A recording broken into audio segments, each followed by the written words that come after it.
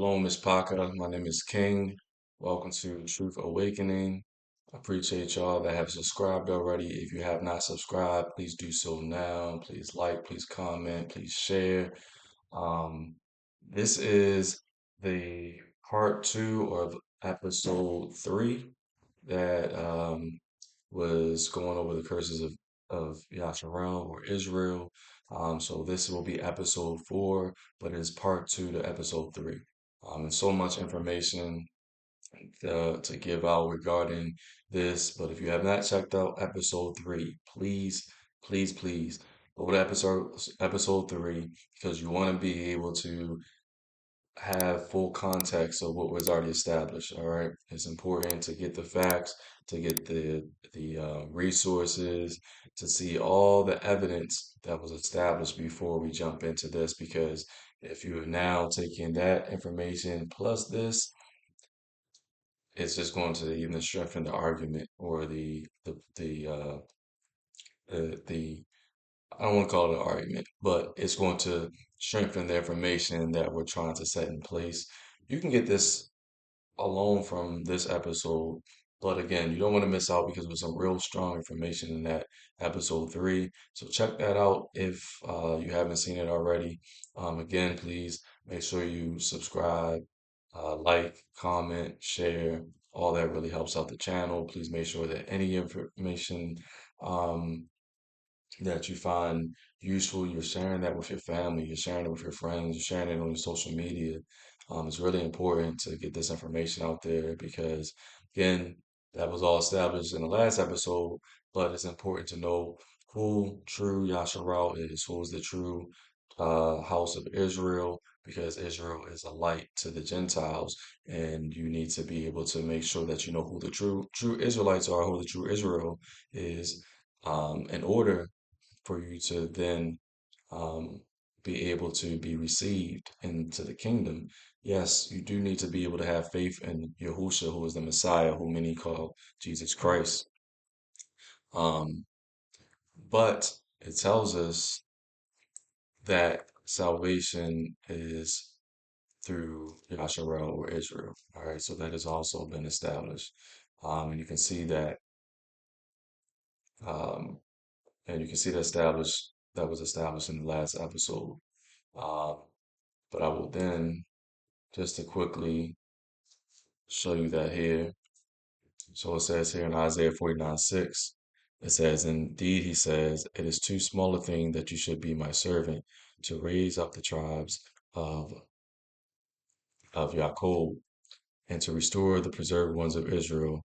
I will also give you as a light to the Gentiles, that you should be my salvation to the ends of the earth. And that light is through the Messiah, which is the King of Israel. So, in order to be able to be saved, it has to be saved through those that he came for, which was Israel. All right, so we just want to go up a little bit more and take a look at from the top. It says, Listen, O coastlands, to me, and take heed, you peoples from afar. Yahweh has called me from the womb, from the matrix of my mother. He has made mention of my name, and he has made my mouth like a sharp sword. In the shadow of his hand he has hidden me, and made me a polished shaft. In his quiver he has hidden me. And he said to me, You are my servant, O Israel, in whom I will be glorified. Then I said, I have labored in vain. I have spent my strength for nothing and in vain. Yet surely my just reward is with Yahweh, and my work with my Elohim.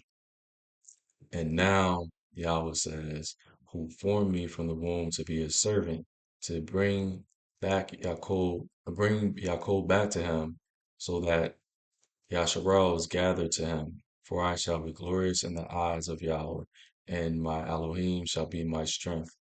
Indeed, he says, it is too small a thing that you should be my servant, to raise up the tribes of Yaakov, and to restore the preserved ones of Yasharal.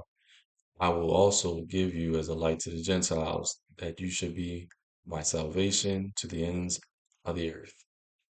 Thus says Yahweh, the Redeemer of Yashar'al, their Holy One, to him whom man despises, to him whom the nation abhors, to the servant of rulers. King shall rise, excuse me, king shall see and arise, princes also shall worship, because of Yahweh who is faithful, the Holy One of Yasharal, and he has chosen you. So I don't want to go all the way through it. Let me see, I'll probably go, let me just go to verse 13. Thus says Yahweh, is in an acceptable time I have heard you, and in the day of salvation I have helped you. I will preserve you and give you as a covenant to the people, to restore the earth, to cause them to inherit the desolate heritages, that you may say to the prisoners, go forth; to those who are in darkness, show yourselves. They shall feed along the roads, and their pastures shall be on all desolate heights. They shall neither hunger nor thirst, neither heat nor sun shall strike them. For he who has mercy on them will lead them. Even by the springs of water he will guide them. I will make each of my mountains I will make each of my mountains a road, and my highways shall be elevated. Surely these shall come from afar. Look, those from the north and the west, and these from the land of Sinim. Sing, O heavens, be joyful, O earth, and break out in singing, O mountains, for Yahweh has comforted his people and will have mercy on his afflicted. So have mercy on those that are afflicted. And who are those people that are afflicted? That is Yashar'al, those that he scattered. That is the people that have been scattered to all four corners of the world. All right. And scattered and afflicted, it said, right? I will have mercy on his afflicted. So not only were they scattered, they were also afflicted in these lands. So you got to think the people that claim to be Israel, have they been afflicted in all lands that they were scattered to? Scattered to all four corners of the world is what it says that will happen. Did they go willingly to all four corners of the world, or were they scattered and afflicted and oppressed unwillingly? Because I don't recall any type of affliction in America, as meaning nor anywhere in North America.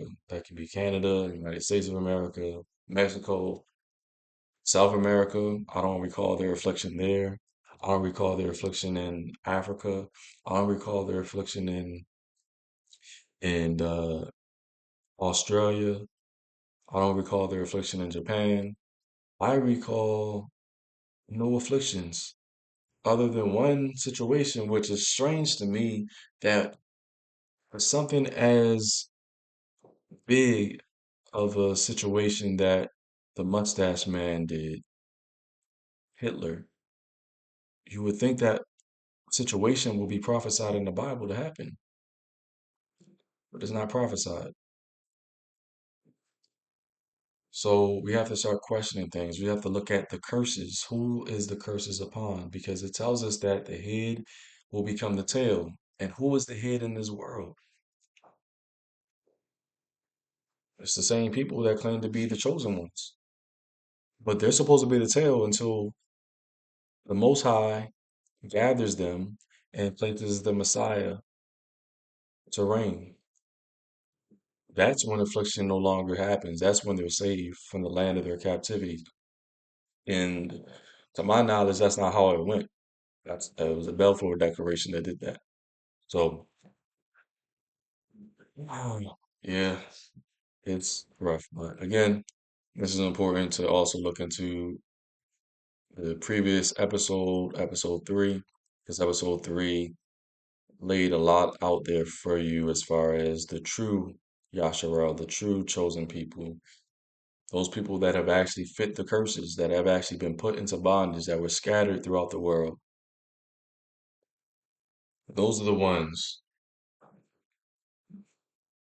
all right? So let's continue on.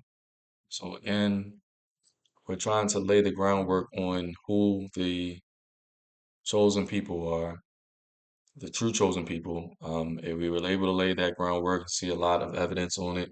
We were able to look at the fact of the Bible establishing in the book of Genesis in chapter 10 that Nimrod, who was a son of Cush, who was a grandson of Ham, who was a progenitor of the dark races, that he established the Shinar. And the Shinar is in the Middle East in Mesopotamia. It's in the modern area of Iraq. This is what you would call an Ethiopian man, an Ethiopic man, a Cushite.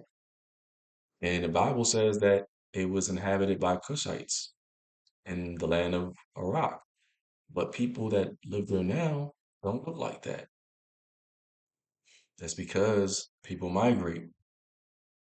If we know that Alexander the so-called Great, that he conquered those lands and they spread throughout the lands and they um, mixed with the people there. Other people came in, Turks have come in. Many of the people there are descendant of Turks. They also have a lot of Greek ancestry. So we have to remember that the people of current land doesn't necessarily mean that those are the same people that have always been there. If we want to have that, then we need to apply it in all situations. We would then have to look at the America that we see today, the United States of America, seeing that is the majority so-called white American, but we know that these people weren't always here. It was another group of people here, right? Same thing with Australia and New Zealand. Those people that are there today, that are the dominant people, they were not the ones that inhabited the land. They're not the Aboriginal people. All right. So that's the same situation. The majority of places throughout the world were inhabited by so-called black peoples, and not all black people are the same because we did see that when we're looking at the Zondervan Compact Bible Dictionary, and we see the definition of Ham, what we saw in the last episode, which is the youngest son of Noah. He had three sons, Ham, Japheth, and Shem.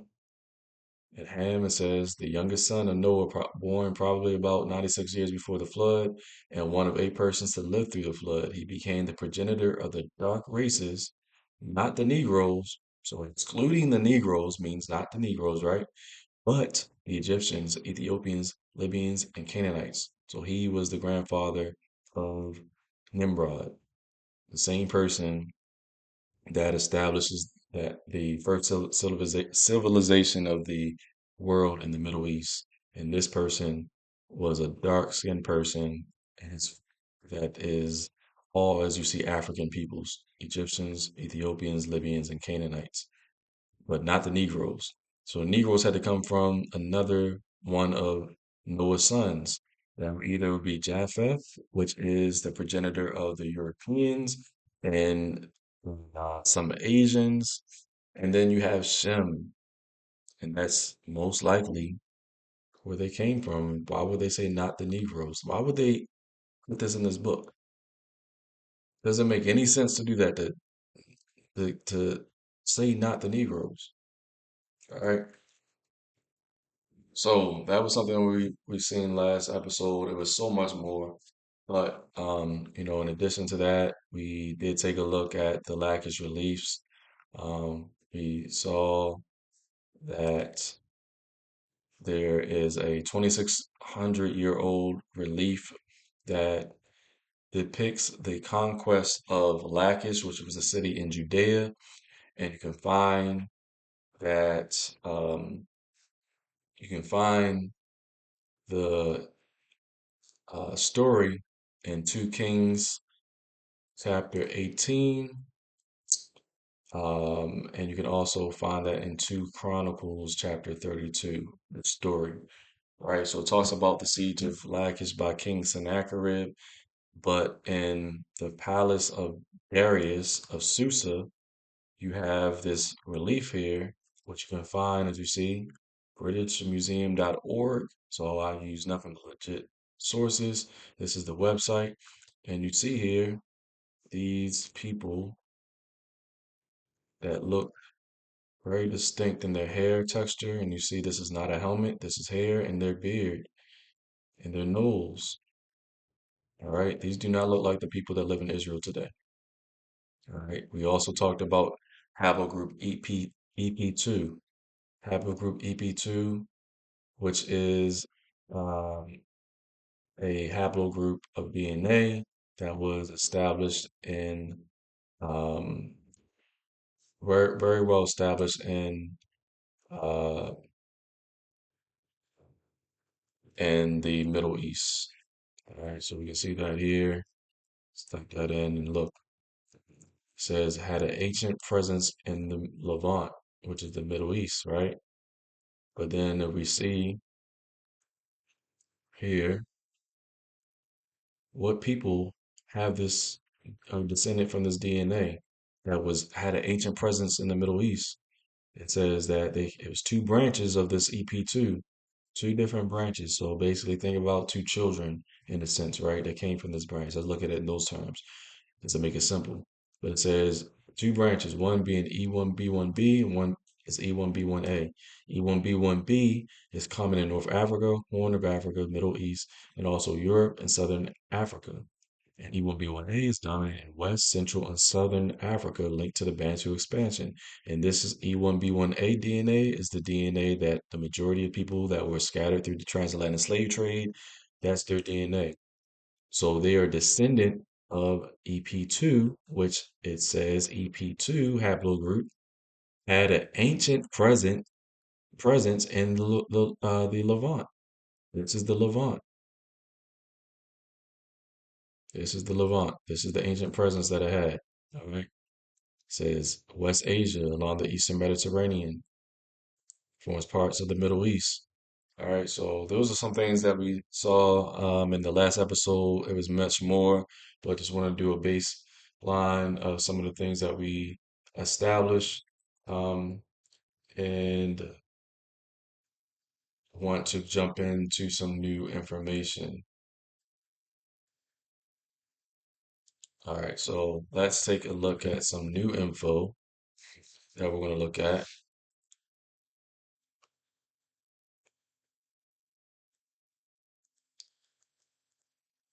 All right, so let me get that going here. So, next thing we're going to take a look at is the curses that are placed upon the Israelites. And actually, you know what? Before we do that, let's look at some more interesting information that we want to take a look at. One of which, again, to show more crazy is hidden information. And this is another legit source, the Library of Congress, loc.gov. That is the .gov means it's a government website from the federal government. This is the official Library of Congress, right? So what you're looking at here is a map that was from the year 1747, I believe. Yes, published in the year 1747 by Emmanuel Bowen. All right. And it says the title says a new and accurate map of Negro land and the adjacent countries. All right, so it just shows what is called Negro land, which is in West Africa. So they no longer call it that, but it was called Negro land back in the 1700s. So let's take a look at Negro land. So this is the map of West Africa, right? So now let's look deeper into this map. Let's zoom in. So this part specifically, this part of West Africa, this would be Negro land. All right, this part, this area. I'm not sure if you see my mouse, but just look at where that's Negro land, right? So what we want to do is zoom in here into this is modern day Benin, country of Benin is what this is called. These countries that are established in Africa now, these were not the original names. They actually did not have those borders. They were not countries. These were established by the Europeans when they ruled Africa. They divided Africa, all right, amongst each other. But, and this is some of the names that they gave before they carved them into countries, but they labeled them as more like territories. But we looked here, this was called the Slave Coast. All right, so in Slave Coast, which is Benin, modern day Benin, we have this area called Wida, and we look in here, Kingdom of Judah, Kingdom of Judah. All right, so some people might say, "Oh, this doesn't mean anything. It's just call it that." All right, that's cool and all. Let's look at another old map. All right, so this is a map that you probably haven't seen that's on the Library of Congress for some reason. All right, from 1747, hundreds of years ago. All right, let's take a look at another map. This map is a map that, look at this website, harvard.edu. That's a good enough source for you? So let's look at this map from Harvard University.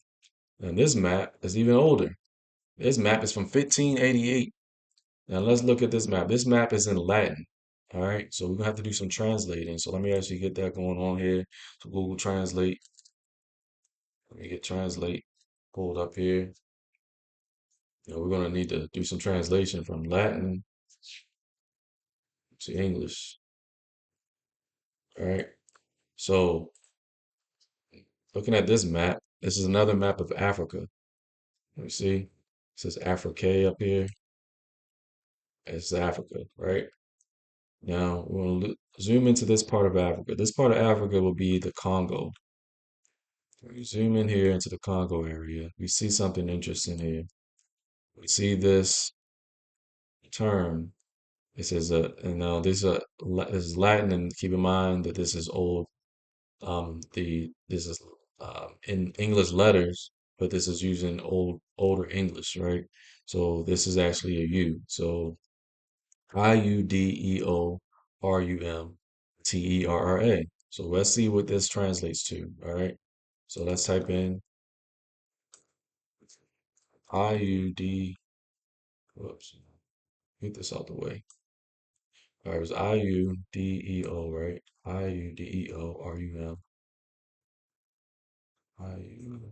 IUDEORUMTERRA. Land of the Jews. So ask yourself something. Ask yourself this question. Why in 1588 did a Latin person write that the middle of Africa was the land of the Jews? I'm going for the juggler on this because a lot of people are still living in their ignorance, which is okay, but I have to bring the facts. All right. So my facts are going to come from legit websites that you're not going to argue against because I just showed you the government website in Harvard, right? Why does it say land of the Jews right here in Latin on a map of Africa? How did they get there? Because they were scattered there. The majority went into Africa, the majority, and many went into other parts of the world, into the four corners of the world. Many went into Asia, many continued over into Asia, over into the Americas, into what is North America today. And many of those people would be Aboriginal people that were here before that were also dark-skinned melanated people. There were two tribes of people that were in the Americas, or two, not two tribes, plenty of tribes. What I mean to say more so is there were two uh, types of people in the Americas before the European got here. There were tribes that were uh, Aboriginal peoples or indigenous peoples that look more like me, and then you have ones that were people that were what you would call the Native American. All right, and there's also evidence of Hebrew that was here well before the European ever got here. They're literally artifacts that have Hebrew on them. So the same people that we established that in the Bible that we can confirm were dark-skinned people that were in the Middle East. Their DNA evidence showing that we see on maps in the west coast of Africa and also in Central Africa, the same area that had people that look similar to me. And then in America or the United States or North America, into even the islands of America, you also have people that look like me, and you have Hebrew artifacts that are in the Americas. You also had slavery that took people out of Africa into other nations also that look like me. And many of those people might have mixed and looked slightly different, but the majority of people that have, and not every, I'm going to say this again because I said in the last part, not everyone that is African, not everyone that is African is the same. Some are Hamites and some are Shemites. I am a Shemite. I am a descendant of Shem, the other son of Noah. The reason why it says not the Negroes is because we're descendants of Shem. But then you have the African that is, or the Hamitic African that is descendant of either Egypt or Ethiopian descent. But there also are people in Ethiopia that are descendants of Shem also. All right, there are no borders. There were no borders. They spread out. But just because we look the same doesn't mean we are the same. Africa is the most diverse place in the freaking world. All right. So let's take a look at some more things here. And what I believe I want to go into next is going through, um, I want to go into where we get these curses from, right? Where the curses that are placed upon the Most High's chosen people, so we can actually really know who the chosen people are, the true ones. Because if these curses have not been placed upon you, then you are not the chosen people. Doesn't mean that these things had to happen to you and your ancestors. And many of these things are supposed to still happen to you until the day the Most High gathers you. All right. If those things have not happened to you, then you are not part of that. Now, for example, if you were someone that is, let's say you are a mix between someone that is a so-called white person and someone is a so-called black person, for example, right? You might not have these things. You might be living, I mean, your father was black, your mother was white, right? And your father was a descendant of someone that is from the transatlantic slave trade, but he is what got you into a really well-off life. Let's say he's an NFL or an NBA player, and you're living well off. You're not experiencing these curses, but know that you're a descendant of someone that had these curses upon them. You know your father is black. You know that his ancestry comes from a history of slavery in Americas. So yes, you check off a box. You might not have those things upon you right now, but you know from your ancestry that you're a descendant of those people. So those are two ways to confirm that. Either you're experiencing those things of these curses, or you're a descendant of someone that experienced those things. And these curses are still going to be upon your people. So even though you might not have these things on you right now, but you look around and see your so-called black brothers and sisters that are in many places throughout the world are experiencing these curses because those curses are still upon them. You're just blessed enough to not have those things that you're experiencing.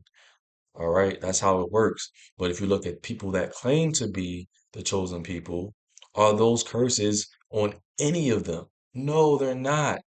They are in great power. All right, so let's take a look at Deuteronomy. Let's start at 15 because this is where the consequences of disobedience, this is where we get the curses from. So it says, this is the thing, the Most High had gave the commandments to Moses, and he gave those things, and he said early in this, and before 15, he gave the blessings that will come to the chosen people, to Yashar'al or Israel. If they follow these things, the commands, they will be blessed. And this is how you be blessed. If you don't follow these commands and you turn away from the Most High, these curses will come upon you. So these are the curses, and let's see. So Deuteronomy 28, 15 through 68. Let's take a look. But it shall come to pass. Wait, am I in? I want to change this to New King James. All right. But it shall come to pass, if you do not obey the voice of Yahweh your Elohim, to observe carefully all his commandments and his statutes which I command you today, that all these curses will come upon you and overtake you. Cursed shall you be in the city, and cursed shall you be in the country. Cursed shall be your basket and your kneading bowl. Cursed shall be the fruit of your body and the produce of your land, the increase of your cattle and the offspring of your flocks. All right, so he's going straight out, letting you know you're going to be cursed in these types of ways, right? So if you're looking at these curses, being cursed in the field, being cursed in the city, this will be your systemic poverty and your disadvantage of the nations that you're going to be oppressed into. All right, so you'll be experiencing a curse of poverty, right? Again, these are a curse that will be upon many people. Not every single person will experience these things, but a great majority will. All right. So we continue. Curse you shall be.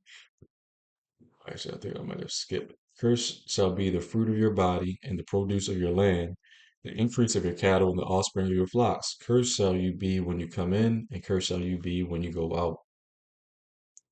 The Yahweh will send on you cursing, confusion, and rebuke in all that you set your hand to, until you are destroyed and until you perish quickly because of the wickedness of your doings and which you have forsaken me. Right? So we forsaken him by going against his commands. And it says, and Yahweh will make the plague cling to you until he has consumed you from the land which you're going to possess. So he's going to remove us from the Holy Land, from the land that he gave us, which was the land of Yashar'al. And he says, and Yahweh will strike you with consumption, with fever, with inflammation, with severe burning fever, with the sword, with scorching, and with mildew. They shall pursue you until you perish. So these things will be upon you, right? So all of these different things, these diseases, um, war will be upon you. You'll be conquered. All these things will happen, all right? And it says, "In your heavens, which are over your head, shall be bronze, and the earth, which is under you, shall be iron. Yahweh will change the rain of your land to powder and dust, to powder and dust. From the heaven it shall come down on you until you are destroyed." And it says, Yahweh will cause you to be defeated before your enemies. You shall go out one way against them and flee 7 ways before them, and you shall become troublesome to all the kingdoms of the earth. All right. So you're going to be defeated by your enemies. They're going to be scattered. You're going to be um, troublesome in all the kingdoms of the earth. So you're going to be in all kingdoms of the earth. Not only back then the kingdoms that were available, but this is also um, prophecy of the future. So this includes the kingdoms of today. So keep in mind that so-called black people were scattered across North America, South America, the Caribbean, um, Europe as well, and they were put into slavery. It says, "Your your carcasses shall be food for all the birds of the air and the beasts of the earth, and no one shall frighten them away. Yahweh will strike you with boils of Egypt, with tumors, with the scab, and with the itch, from which you cannot be healed. Yahweh will strike you with madness and blindness and confusion of heart. And you shall grope at noonday as a blind man gropes in darkness. You shall not prosper in your ways. You shall be only oppressed and plundered continually, and no one shall save you." So no one's going to redeem you. When it says no one's going to save you, no one's going to redeem you. You're going to be blinded with confusion of heart. You're going to be in such a confusion of everything that's going on with you. All right. You're going to not prosper in your ways. So think about the people that are the chosen people today. They look like they're prospering, but it says you will not prosper in your ways. It says you shall betroth a wife but another man shall lie with her. Did that happen to these people? Possibly, but who do we know definitely happened to? Who do we know that was enslaved and the slave master literally took another man's wife and took advantage of her? You shall build a house, but you shall not dwell in it. You shall plant a vineyard, but shall not gather its grapes.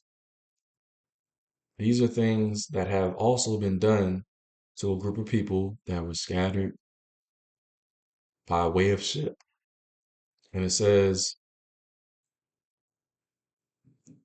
it continues to say here, your ox shall be slaughtered before your eyes, but you shall not eat of it. Your donkey shall be violently taken away from before you, and you shall not be restored to you. Your sheep shall be given to your enemies, and you shall have no one to rescue them. Your sons and daughters shall be given to another people that they're going to be given to, and your eyes shall look and fail with longing for them all day long, and there shall be no strength in your hand. A nation whom you have not known shall eat the fruit of your land and produce of your labor, and you shall be only oppressed and crushed continually. Again, you are going to be oppressed and crushed. This is what's going to happen. So not only those that back in the biblical times was happening through their different captivities they went into, but it will continue until the Most High saves you from it. And that is not what happened. The fact that we see that, look at, for example, the Rothschilds, right? They established their wealth well before the 1948 invasion of Palestine, and many other people had established their wealth. But it tells us here that you're not going to be able to do any of these things. You're not going to prosper. It says in here that you're going to be oppressed. But how were these people that are supposed to be the chosen people break? How did they break through these curses? It didn't. It just the answer is that they don't fit the curses. But it tells us that also a man's wife is going to be laid with another man, and children will be taken from their parents by way of force. And these things have happened to people that were enslaved, that were sent into transatlantic slave trade. These things have not happened to these people that say that they're the chosen ones.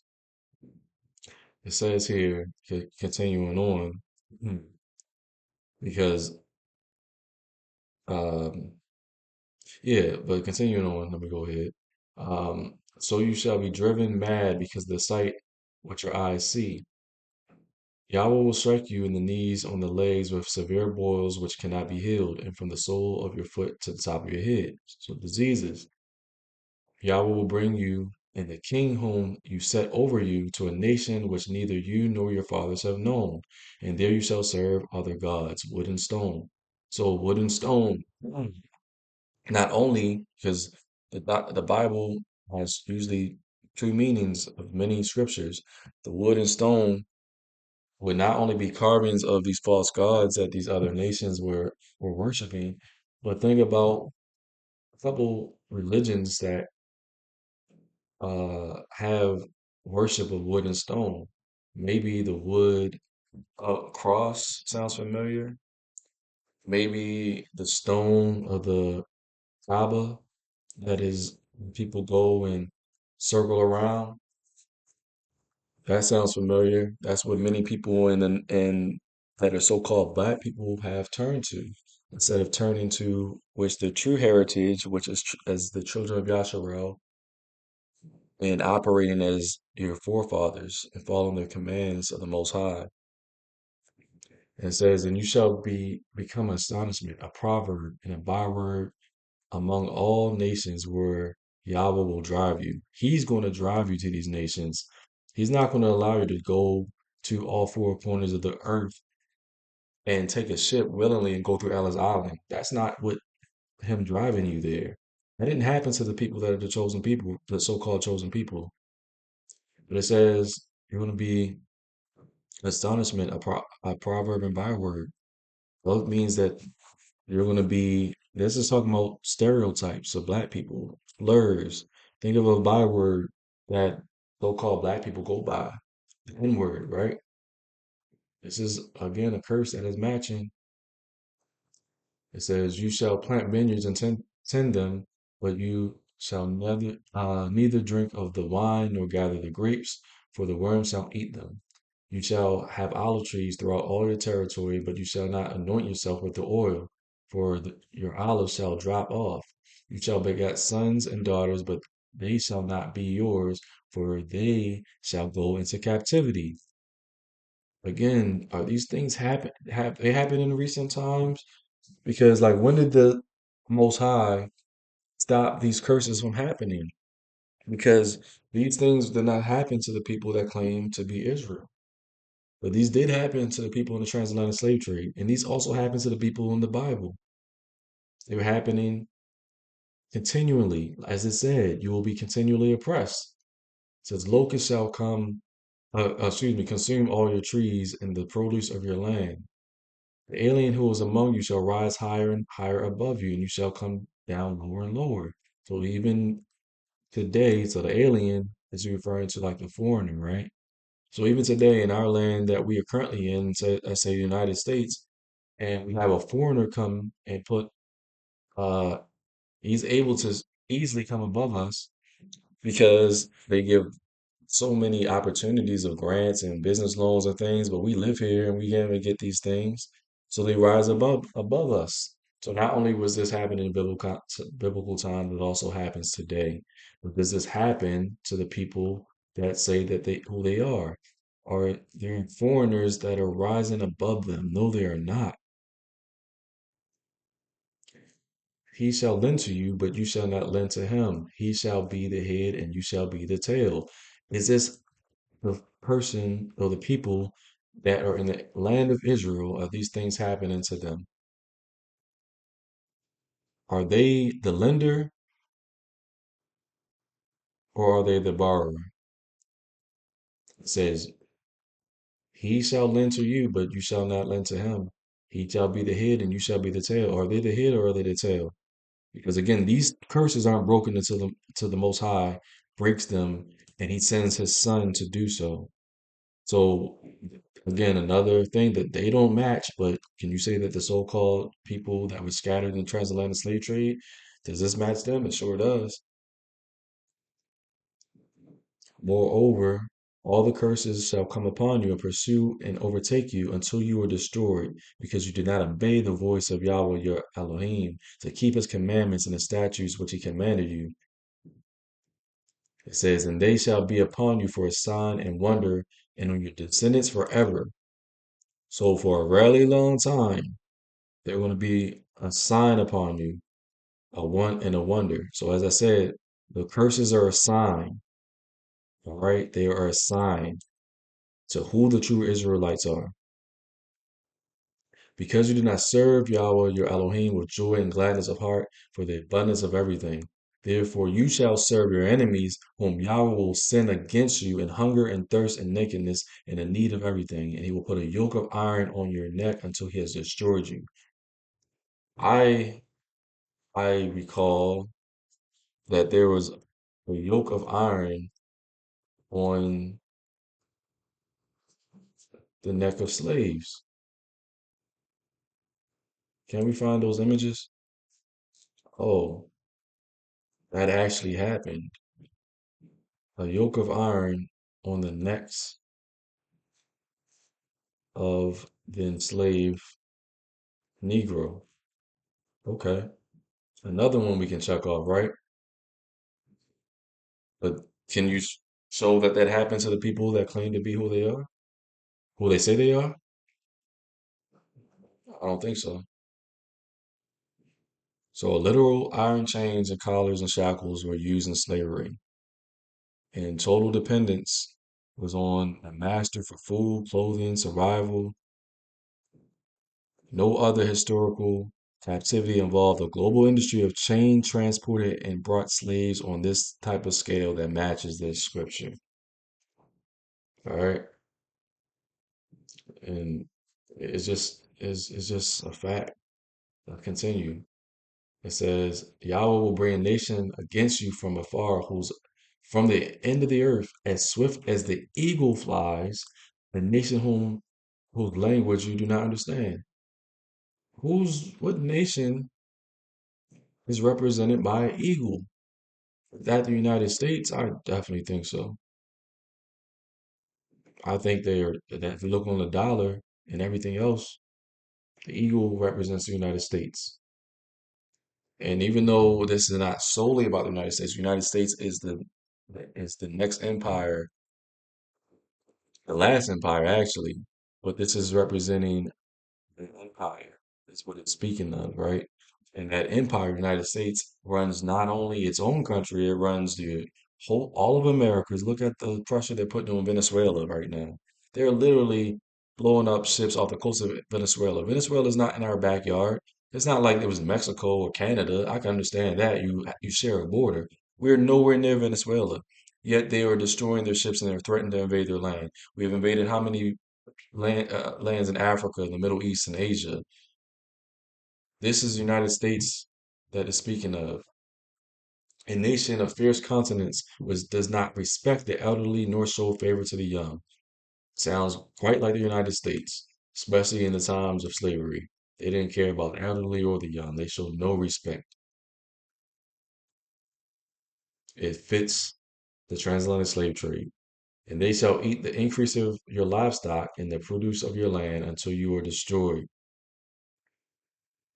They shall not leave you grain or new wine or oil or the increase of your cattle or the offspring of your flocks until they have destroyed you. They shall besiege you at all your gates until your high and fortified walls in which you trust come down throughout all your land, and they shall besiege you at all your gates throughout all your land which Yahweh your Elohim has given you. You shall eat the fruit of your own body, the flesh of your sons and your daughters, whom Yahweh your Elohim has given you, and the seeds and desperate straits in which your enemy shall distress you. The sensitive and very refined man among you will be hostile towards his brother, towards the wife of his bosom, and toward the rest of his children whom he leaves behind. That sounds familiar. The father leaving children behind and being hot. That sounds familiar. And as much as men need to take responsibility and we as a people need to take responsibility, that didn't just happen because we chose to do that. If we know the history, know that the government had an involvement in that. If we know the history and know the history of welfare and taking the father out the home, then they could have chose to stay. But a lot of times when you're not working and you needed money, then it becomes the norm to leave. And now that creates a system of fathers not there for their children.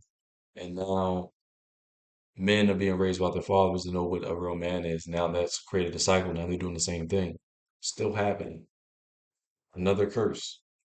So that he will not give any of them the flesh of his children whom he will eat, because he has nothing left in the siege and desperate straits in which your enemy shall distress you at all your gates. The tender and delicate woman among you, who would not venture to set the sole of her foot on the ground because of her delicateness and sensitivity, will refuse to the husband of her bosom and to her son and her daughter. Her placenta, which comes out from her between her feet and her children whom she bears, for she will eat them secretly for lack of everything in the seas and desperate straits in which your enemy shall distress you at all your gates. If you do not carefully observe all the words of this law that are written in this book, that you may fear this glorious and awesome name, Yahweh your Elohim, then Yahweh will bring upon you and your descendants extraordinary plagues, great and prolonged plagues, and serious and prolonged sicknesses. So you will be unhealthy people. Look at the so-called black people. They don't have the best health. So again, these things were plagues and things that were going to be happening back in biblical times, which did happen, and they continue to happen, as he said. But things in the Bible usually will happen multiple times. And it says, uh, moreover, he will bring back on you all the diseases of Egypt, of which you are afraid, and they shall cling to you. Also, every sickness and every plague which is not written in the book of the law, in this book of the law, which Yahweh will bring upon you until you are destroyed. You shall be left few in number, whereas you were as the stars of heaven in multitude, because you would not obey the voice of Yahweh your Elohim. And it shall be that just as Yahweh rejoiced over you to do good and multiply you, so Yahweh rejoiced over you to destroy you and bring you to nothing. And you shall be plucked from off the land which you possess. And Yahweh will scatter you among the peoples from one end of the earth to the other. So when he says one end of the earth to the other, he will scatter you, he means that. So again, were those people scattered to one end of the earth to the other? Were they scattered into Australia by the Most High? Were they scattered into the Americas? No, they were not. None of the people that are recognized as being of Israel were scattered by the Most High into every part of the world. But there was some people that were. And it says, "And there you shall serve other gods, which neither you nor your fathers have known, wood and stone. And amongst those nations you shall find no rest, nor shall the sole of your foot have a resting place. But there Yahweh will give you a trembling heart, failing eyes, and anguish of soul. Your life shall hang in doubt before you. You shall fear day and night, and have no assurance of life. In the morning you shall say, Oh, that it were evening, and at the evening you shall say, Oh, that it were morning, because of the fear which terrifies your heart, and because of the sight which your eyes see. And Yahweh will take you back to Egypt in ships by the way of which I said to you, you shall neither see it again. And there you shall be offered for sale to your enemies as male and female slaves, but no one will buy you." So this is important right here because it says after, let's keep in mind, this is after, literally after they came out of Egypt, right? They're in the wilderness. And he says, I'll send you back into Egypt in ships. And you're going to say to yourself, well, that didn't happen. Oh, yes, it did. Because what is Egypt? Let's take a look at what Egypt is. And we can see what Egypt is. Let's go to Exodus. We go to Exodus, we will see what the word Egypt, as we see here in Deuteronomy 28, it's not meaning the literal same place of Egypt. Let's see what it actually is talking about. So if we look here, it says in Exodus 13, verse 3, it tells us here, and Moses said to the people, remember this day in which you went out of Egypt, out of the house of bondage. For by strength of hand Yahweh brought you out of this place. No leavened bread shall be eaten. So Egypt is the house of bondage, right? And we can look down further into Exodus 13, verse 14, and it says, So it shall be when your son asks you in time to come, saying, What is this? That you shall say to him, By strength of hand Yahweh brought us out of Egypt, out of the house of bondage. So we have to understand that Egypt is the house of bondage. So what this is saying is, I will send you back into the house of bondage in ships. And what is the current house of bondage? Have you looked at the uh, U.S. dollar bill? Have you looked at the back of the U.S. dollar? Have you noticed what is on the back of it? Let's see if it shows it here.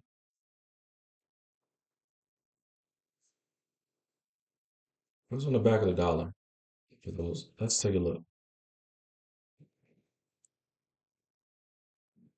Why is it? All right, here we go. What is on here? The back of the dollar. Let's see here. Why is it a pyramid here? What is the pyramid? Where are the pyramids found? In Egypt.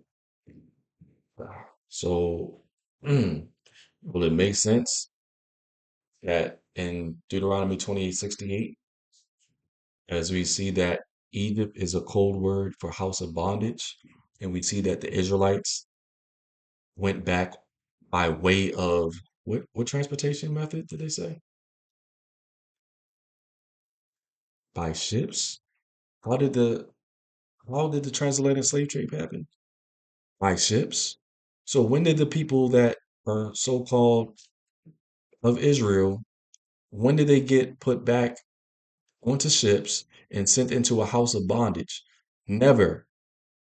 They don't fit any of the curses, bro. But who does fit the curses? Who went by way of ship and experienced all these other things here that were read in Deuteronomy 28? Who was sent into this place that this dollar is on the United States of America that has a symbol for Egypt, which is the house of bondage, that also has the eagle that they said that will in the same scripture in Deuteronomy 28, it's literally said it will be represented by an eagle. Swift is the eagle, right? And it also said the house of bondage. Come on, man. And this is the same place. And now it doesn't only house, this is not the only place that they are in. Israelites are in the United States, they're in the Caribbean, in the beautiful country that my beautiful family of my from on my wife's side is from in Haiti. They're in the Dominican Republic, they're in Mexico, they're in Brazil, they're in so many different places that where the transatlantic slave trade went. And many people were also already here in this land before the transatlantic in these lands before the transatlantic slave trade. Keep that in mind. All right. So and then people are going to say probably, but wait, it says, where is that at? Let me get back to the army. It says, no one will buy you, though. It says, no one will buy you. But you people were bought as slaves, right? That's what you're going to say. Well, let's take a look at what this actually means. Let's take a look at the Strongs. That's why it's important to look into the Strongs concordance. And we look at what no shall shall buy you actually means. Let's click on this, what it actually means, because it means no one will redeem you or save you. Redeeming. So no one's going to redeem you. No one is going to save you from your trouble. Not that no one's going to. That is not. It's not saying that no one's going to buy you like like a slave master. It's saying no one's going to redeem you. You can just look that up. That's what that is meaning. No man shall redeem you. All right. This is literally what it's referring to. All right, so let's move on because I'm running well over the time that I wanted to. Trying to do a lot of information and talking, but that is a long scripture to go over. But what we want to do next, now we established its curses, we established what the house of bondage is, we established that the United States of America represents the house of bondage. We established that it is also swift as the eagle flieth and is represented by the eagle. But what did the Most High say that was going to happen? Now let's take a look at Deuteronomy, another book in Deuteronomy. We're going to look at, um, I thought I must not have brought this up. Let me see here. We're going to go to, we need to go to chapter 32. Um, yeah, go to the next chapter. We'll go over to 32. All right.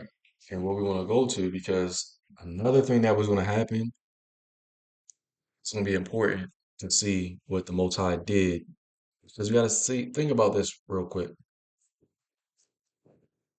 Why did, why in Black history, right? And I don't know like the level of Black history everyone was taught, but why, and if you are taught Black history, they always start with the slave trade. They never teach you who these, where these people came from. They just say they came from Africa. They don't tell you what tribes they came from. They don't tell you the history. They don't tell you the glory days that they were in before they were, you just assume they were savages and stuff like that. That's what you assume, right? There's a reason why they don't teach you Black history before the slave trade. It's our history According to the United States of America, it starts with slavery. That's where our history starts, according to them, but it starts well before then. It starts in the Bible. The Bible is our history. And there's a lot of other history that's even not in the Bible about our kingdoms that we had established, even though we had got pushed out of our land, we established other kingdoms. So there's a reason why during slavery they didn't want us to learn, they didn't want us to continue to speak in our language.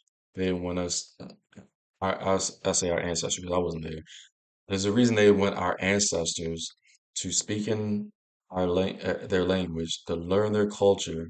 They didn't want them to have their names anymore.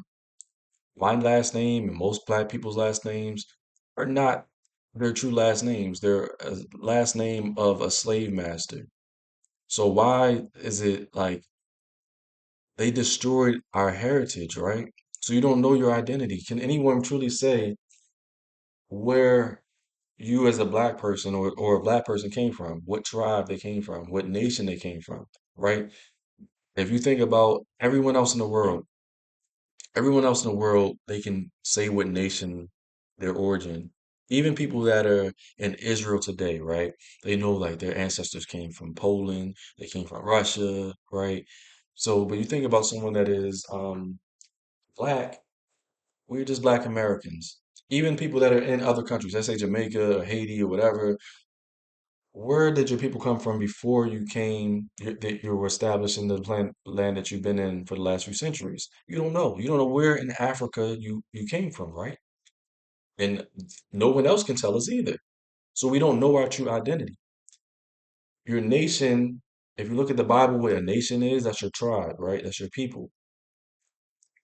That the nations that they established today, as far as like what black people identify in the Americas, those aren't your true nations. If you say you're Jamaican, yeah, you're Jamaican, but what were your ancestors that were brought to that country?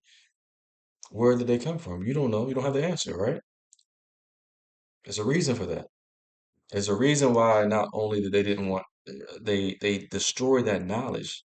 There's a reason why also other people don't know that information. Why our own people that oppress us, the governments that did these things, that allow these things, don't know the answer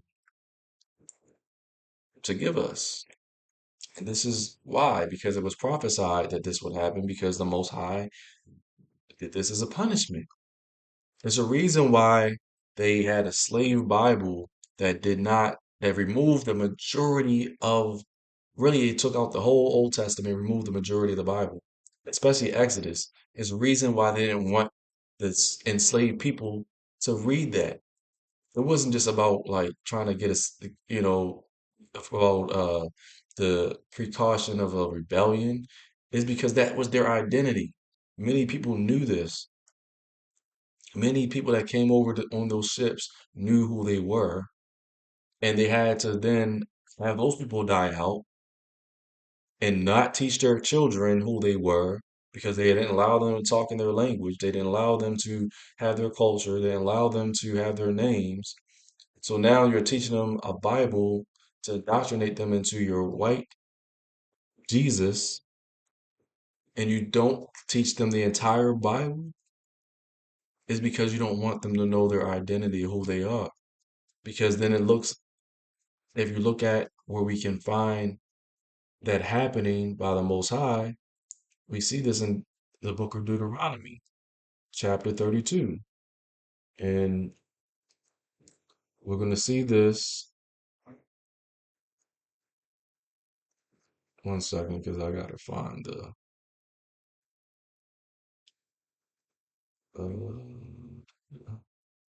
verse.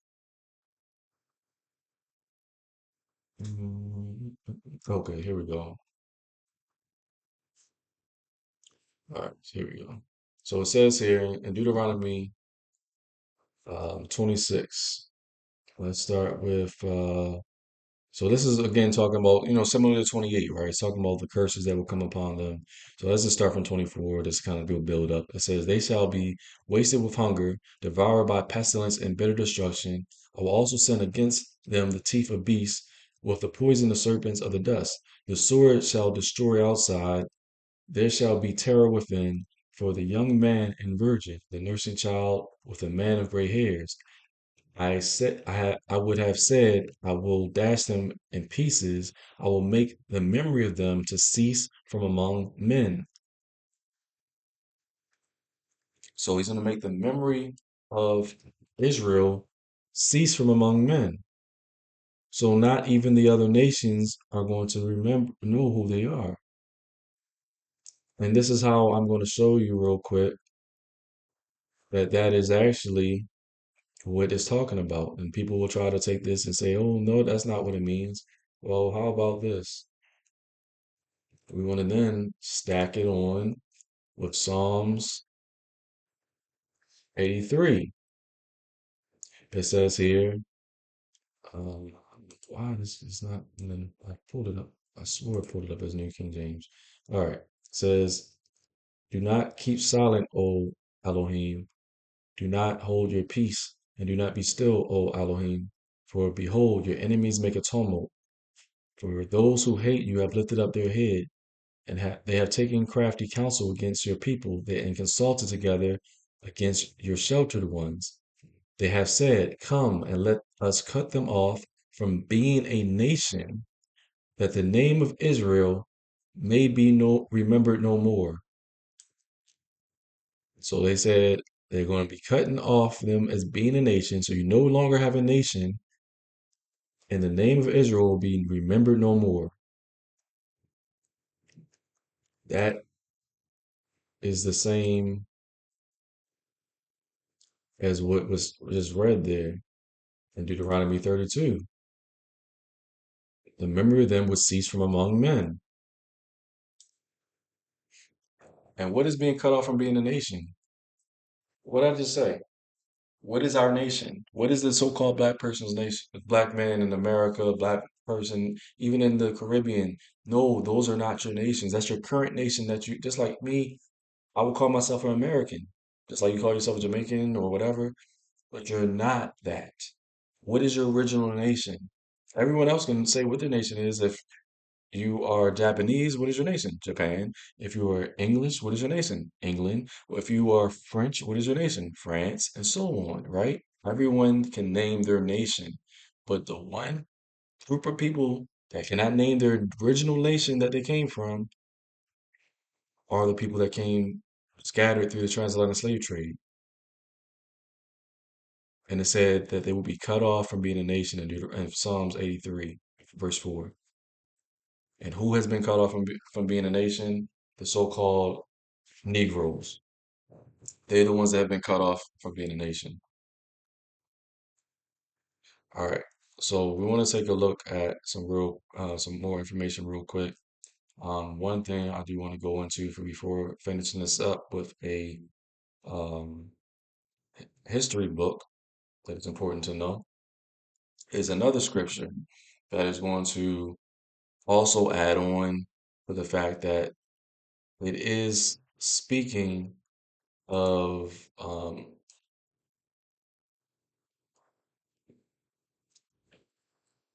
that is it is speaking of the remembrance of their nationhood being taken from among themselves and also other men. And this is the one again, people will try to then twist these scriptures and say that's not what it means. Then I will come in like I am right now, and this is the dagger that we're about to take a look at. We're going to get this in the book of Baruch. This is an apocrypha book, and it says here in the book of Baruch. We want to start at verse. Uh, let's see where I want to start. I started at verse 26. No, let's just start at 25. It says, and lo, they are cast out to the heat of the day, and to the frost of the night, and they died in great miseries by famine, by sword, and by pestilence. And the house which is called by thy name has thou laid waste, as it is to be seen this day for the wickedness of the house of Yashar'al and the house of, Yehuda. O Yahweh, our Elohim, thou hast dealt with us after all thy goodness and according to all thy great mercy of thine.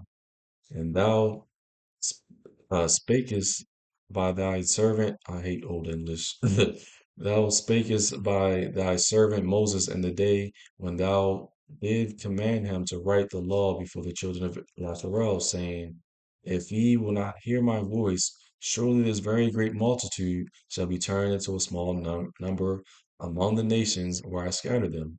That was in Deuteronomy 28, right? So it's talking about the scattering among the nations, what the Most High will do. So it says, for I knew that they would not hear me, they would not hear him, because it is a stiff-necked people. But in the land of their captivities, they shall remember themselves. So again, you cannot say that that's not about them forgetting who they were or other people forgetting them, because it says here, in the land of their captivities, they shall remember themselves. So when did these people that are claiming to be descendants of Israel forget their identity? Where do they go into the lands of their captivity and say, oh, I remember myself, I remember my identity? No, it's a group of people that look similar to me, the so-called Negro people. These are the people that are waking up saying, wait, these match up to me. And again, for me, I can't speak on other people. A lot of people who are in camps and they're indoctrinated and they're still following religion in a way. A lot of people that might hear the truth from hearing from a camp, that might see it on YouTube. That is great that you come to your identity that way. But for me, I did not come into the truth that way. I remember myself because the Ruach HaKodesh, which you call the Holy Spirit, was placed upon me and it gave me that download of information telling me who I was and who my people were. That's how it came to me. So when it says this in this scripture here, that I knew they would not hear me. They were a stiff-necked people, but in the land of their captivities they shall remember themselves, because he said he will scatter them, not only to scatter them, but he will put them into captivity. So again, the people that claim to be who they are, when were they scattered into all nations? And when were they put into captivity also? And when did they forget their identity? These do not fit them. And I can finish out with this one here. And shall know that I am Yahweh their Elohim, for I will give them a heart and ears to hear.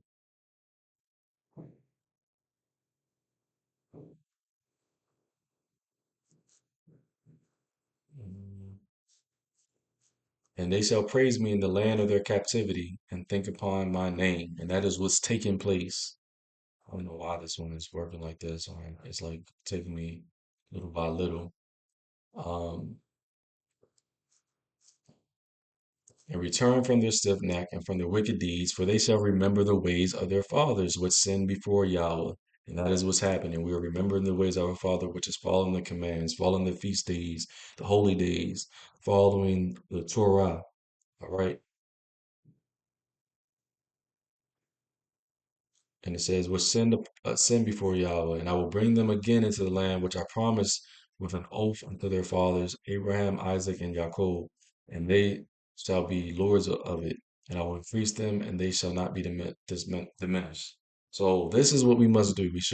We want to this is what's going to happen. If you don't want to be part of it, then that's on you. If you don't want to be a part of it, if you want to continue to not know your identity, if you want to continue to live your lawless ways, a lot of people out here supporting the things that our community is doing. You're allowing Pookie and them to go and terrorize your community, and you not checking them. We living by stop snitching. Stop snitching is about you don't go do a crime with someone knowing that you're going to do that crime and then snitch. That's what stop snitching about. When you, as a witness, have seen something happen to someone and you talking about, I ain't snitching this and that, but you weren't involved in that.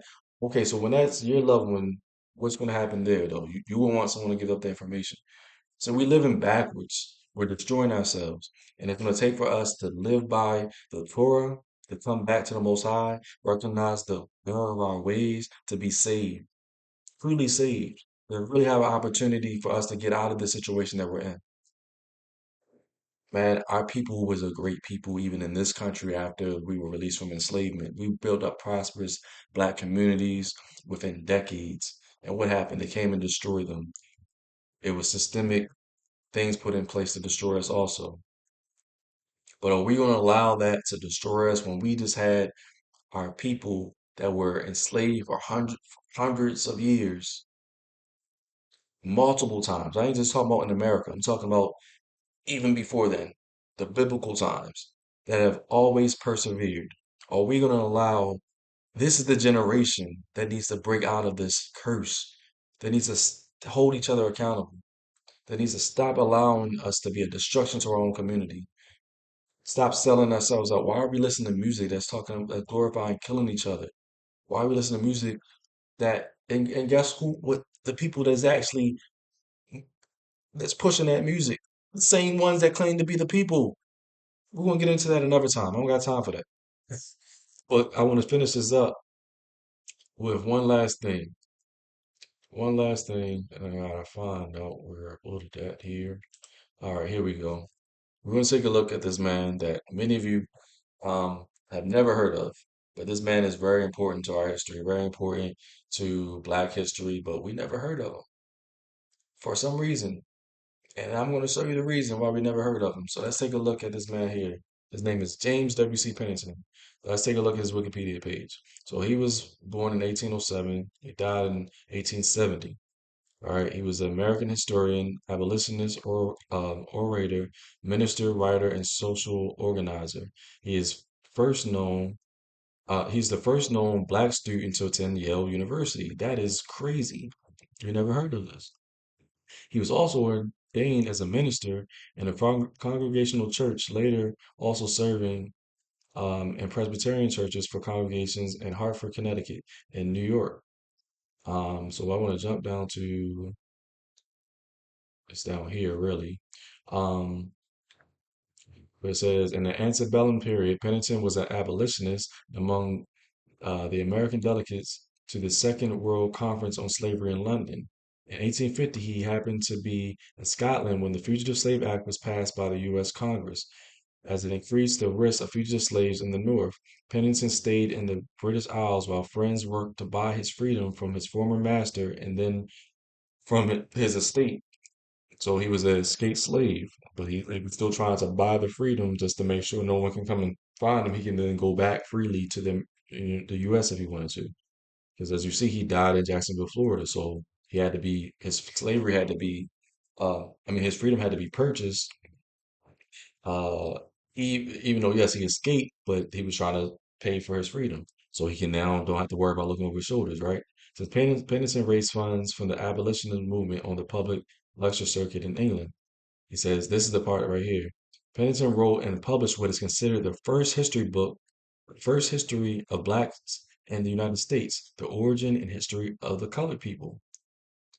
So why have we never heard in Black history about the first history of blacks in the United States that was written by a black man in 1841? Why did we never read this book? So as you see right here, real quick, before I get into the book, it says he was born into slavery in 1807. He was born in the Eastern Shore of Maryland. I'm in Maryland. All right. This was a slave colony or slave state. All right. So we see that he escaped from the plantation, leaving behind his parents and 11 siblings. But he became a great man to the point that this man has and this is how great this guy is for real. In America, he doesn't get any of the recognition that he deserves. But let me see if I can find it on here. There's actually a let me see where it's at here. There is yeah, here we go. So 1849, University of Heidelberg awarded Pennington an honorary doctorate of divinity. So this, where's it? Let's take a look at this. See where this is at. This is in Germany. So this German university was founded in the 1300s. Very prestigious school awarded him, right? And it says it's the university also has created the James W.C. Pennington Award in his honor. So the United States has no type of honor for this man, but this university in Heidelberg, University of Heidelberg in Germany, which goes back beyond the creation of the United States into the 1300s, so very old school university, it has a award in his honor, and it's given to scholars that have done distinguished work on topics important to Pennington. And it tells a little bit about that. All right. So this guy was a big deal.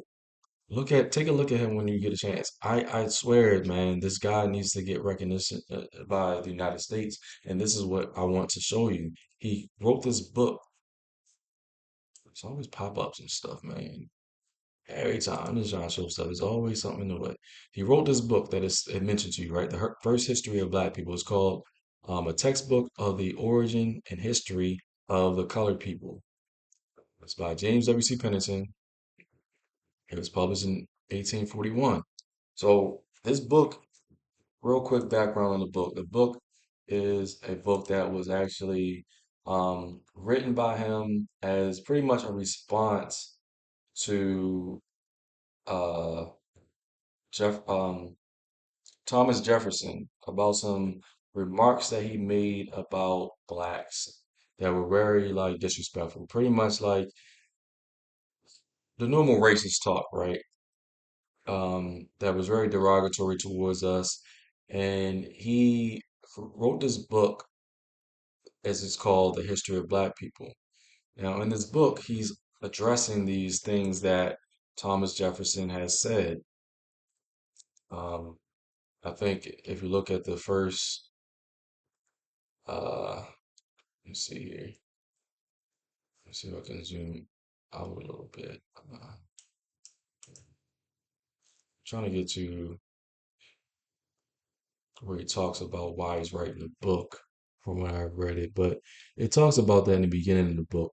He talks about why he's writing, and he's pretty much talking about the prejudice things that have said. He talks about the Bible, how people are saying that, a lot of people have said that they justified enslaving the Negro because we were the seed of Canaan and the curse of Canaan. There's no such thing as curse of Canaan, by the way. It's a curse of Ham. I mean, excuse me, there's no curse of, excuse me, they said there was a curse of Ham. That was the reason why they enslaved us, but there's no such thing as a curse of Ham. It's the curse of Canaan, which was placed upon, um, and uh, we're not Canaanites. It says right here, we're not the seed of Cain, as the stupid say, right? But he goes through some biblical stuff, but that's what I want to do. And see here, I'm on page 11, and it's a real short read. Um, but it talks about, he's talking about the Bible and stuff, but I want to scroll to the end of the book. It's 92 total pages. You can find this, I found this online, free PDF, real easy to find. But what I want to show you is the reason why they did not want to put this into our Black history. This is why the last page, and it's crazy how he did this, right? He saved this for the last bit of his writing, is where he dropped his hammer. And what I want to do is start here. Um, all right, I'm gonna start right here. On okay, I'm gonna start right here. I feel like I should be.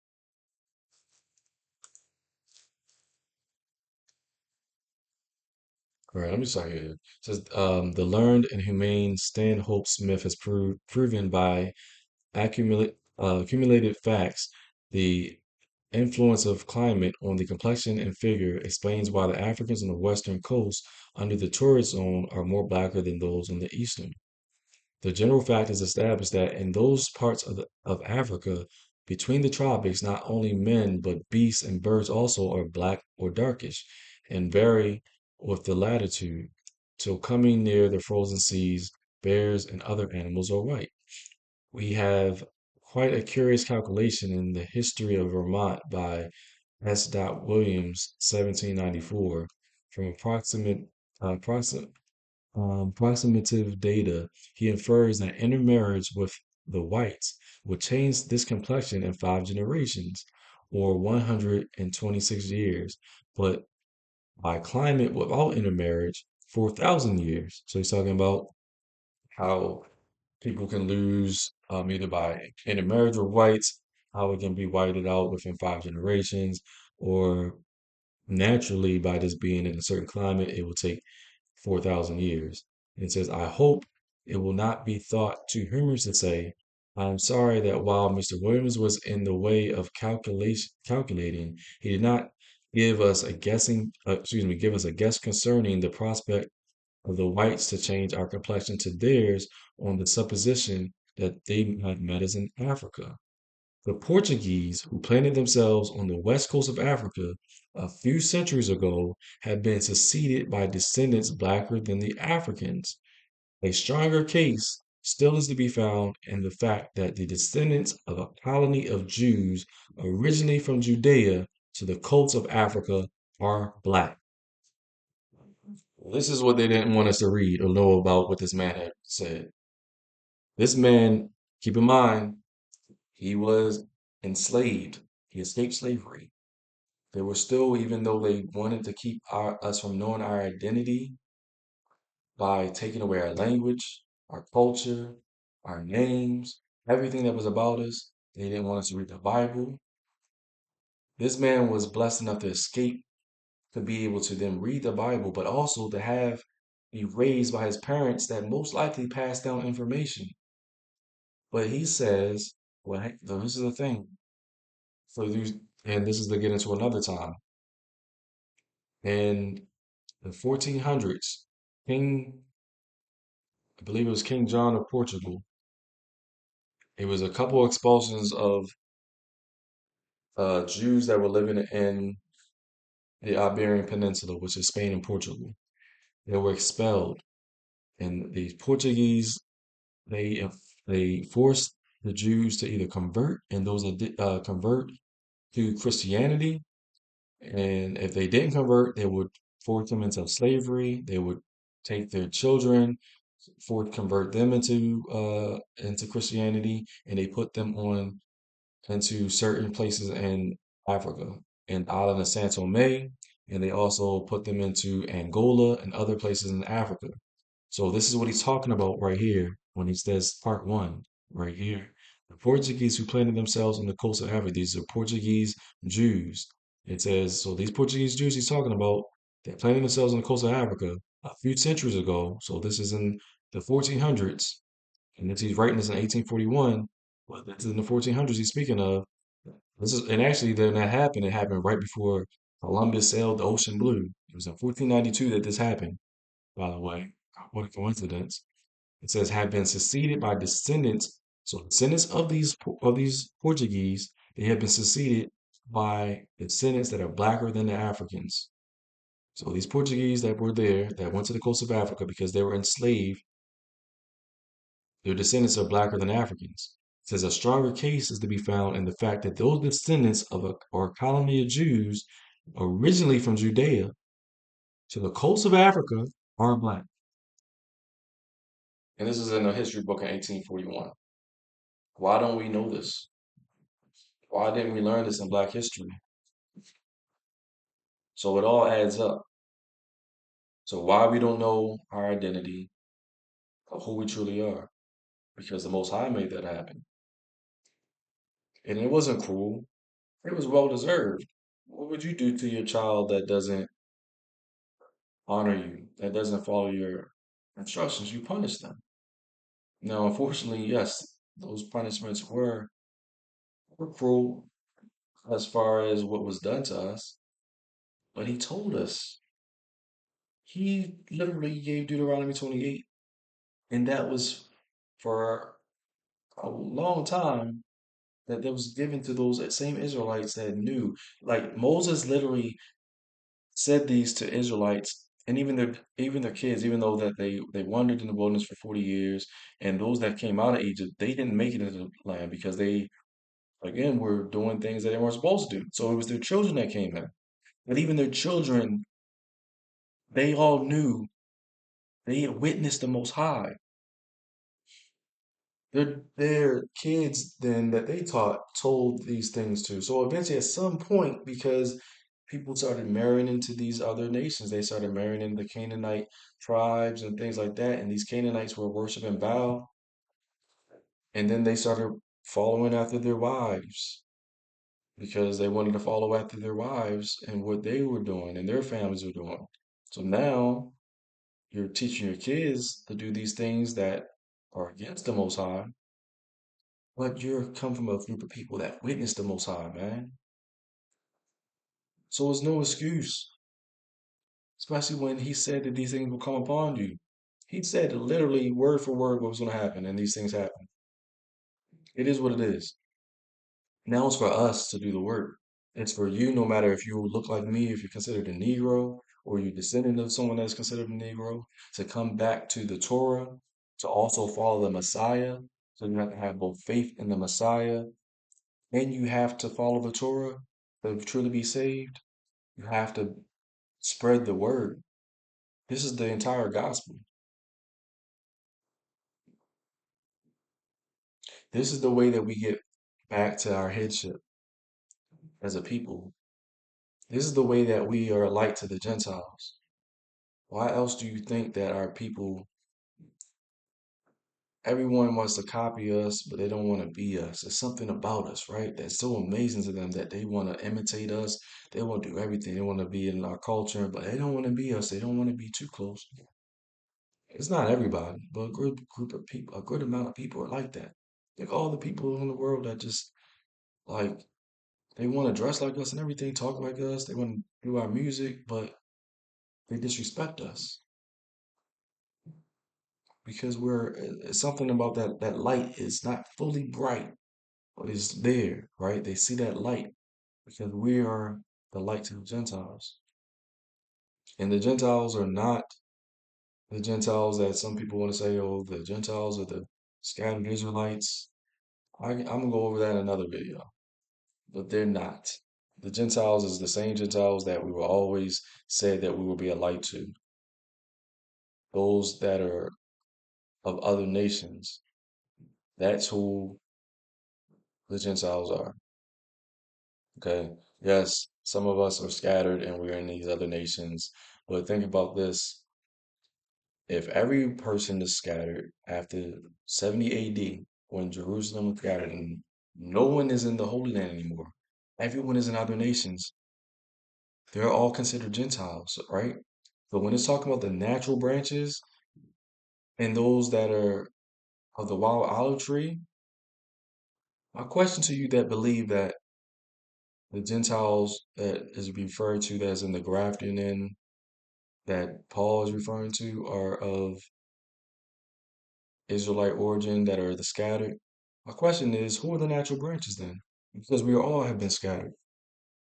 Who are the natural branches? If we all have been scattered to all nations, and what you are saying as a Gentile or those people that are in all nations that were scattered to, then who are the natural branches? That's something to think about. I got other things that break down on that, but that's just something to think about.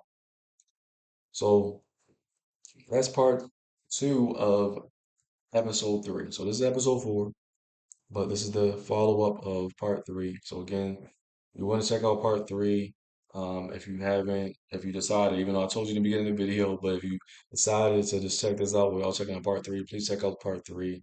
Please subscribe. Please like. Please share this with your family. Share this on social media. You can say clips and share some of this information that you find interesting. Um, and I'm just trying to get the information out there because this is my task. This is my assignment. This is what the Most High has put on my plate. He's put many different things on my plate. And everything I do in the name of the Most High. And I do that through his son, Yahusha, that dwells within me. I walk with Yahusha every day. Even on the bad days, he's there with me. And this is what I'm here to do. I'm called to bring truth to the people, to the remnant, and to those that are Gentiles that seek to be grafted in. So I appreciate y'all that tuned in. I pray that everyone has peace and blessings upon them from the Most High, our Father, our Abba, Yahweh, and that you have your eyes set on His kingdom, you have your heart set on His commands, that you're working on those commands to be in your heart. There's going to be a day that those things are going to be in our heart. That's what the new covenant says. You can't say that the commands are done away with, the laws done away with, because we're in a new covenant when the definition of the new covenant is the laws being written on your heart. That's kind of contradictory that you want to be in a new covenant, but the new covenant requires the law in your heart, but you're saying the law's done away with. It makes no sense. So that's what we're called to do.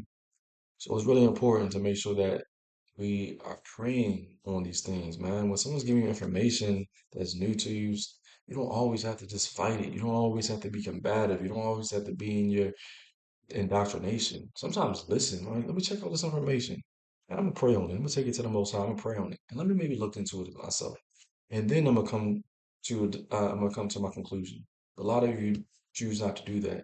You live in your pride, and that's on you. But I'm blessed for anyone that has joined, has subscribed, anyone that has watched this video that supports this channel. Please continue to support.